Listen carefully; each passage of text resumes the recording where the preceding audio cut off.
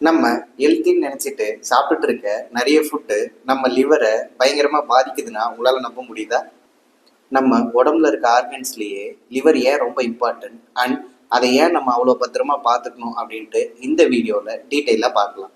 நம்ம டெய்லி ரொம்ப ஹெல்த்தி அப்படின்னு நினச்சிட்டு அது நம்ம லிவரை ரொம்ப அஃபெக்ட் பண்ணுற லிஸ்ட்டில் ஃபர்ஸ்ட்டில் இருக்க ஃபுட் என்ன தெரியுமா?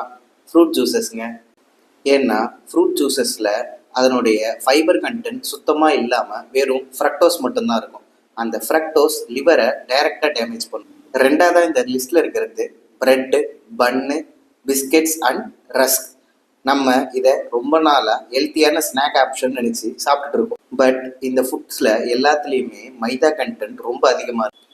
மூணாவது விஷயம் self medication and overuse of medicines. அதாவது ஒரு சின்ன தலைவலி ஜுரம்னா கூட டாக்டரை கன்சல்ட் பண்ணாமல் நீங்களே செல்ஃப் மெடிகேஷன் எடுத்துக்கிறீங்களா அப்படின்னா உங்களுக்கு லிவர் டேமேஜ் கண்டிப்பாக வரும். அடுத்ததாக எனக்கு ரொம்ப ஸ்ட்ரெஸ்ஸாக இருக்குன்ட்டு அன்டைமில் நிறைய ஸ்நாக்ஸ் அண்ட் ஃப்ரைட் ஐட்டம் சாப்பிட்றது. அண்ட் லாஸ்டான விஷயம் தூக்கம். நீங்கள் சரியான டைமில் தூங்காமல் 1-2 மணிக்கு மேலே தான் டெய்லி தூங்குவீங்க அப்படின்னா அதுவும் லிவரை ரொம்ப டேமேஜ் பண்ணும்.